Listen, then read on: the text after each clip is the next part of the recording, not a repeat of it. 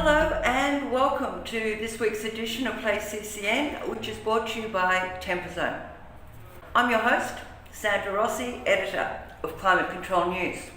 Well, Johnson Controls dominated their headlines this week with news that the company may sell its HVAC assets for $5 billion. The sale would include its York International operations, which it acquired back in 2005.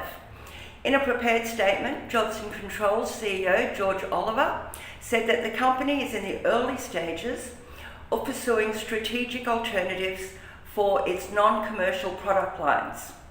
During an earnings call last week, Oliver said the potential sale would represent less than 25% of JCI's business portfolio. Oliver wasn't specific, but the rumours pointed to the sale of York International Air Distribution Technologies, as well as the company's stake in its Hitachi joint venture. The company said it's focused on strengthening its building solutions platform, OpenBlue. Still on Johnson Controls, the first quarter earning calls revealed a 31% drop in business in the Asia Pacific.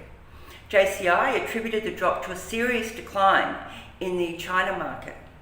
The company said orders in the Asia Pacific declined by 31% due to further deterioration of the China installed business.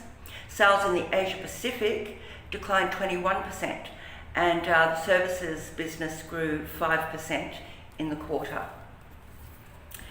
A number of air conditioning manufacturers are looking to automate production in a bid to increase productivity. Mitsubishi Electric has developed AI technology that analyses efficiency of manual tasks performed on production sites. It examines repetitive tasks and looks at how they can be performed more efficiently. The company is planning to commercialise the technology in 2026.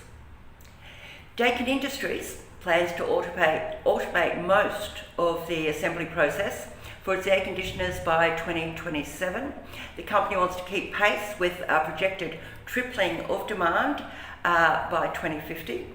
The updated production methods will be introduced at a new plant outside of Tokyo, which will begin operations in 3 years' time. And finally, we're still on the search for NextGen technicians. So if you know a technician under the age of 25 who is doing a great job and you believe he should be profiled, he or she, profiled in CCN magazine, then please go to the website and nominate. It will only take you less than 5 minutes. Okay, well that's it for our headlines this week, which were brought to you by Temperzone. Thank you for watching.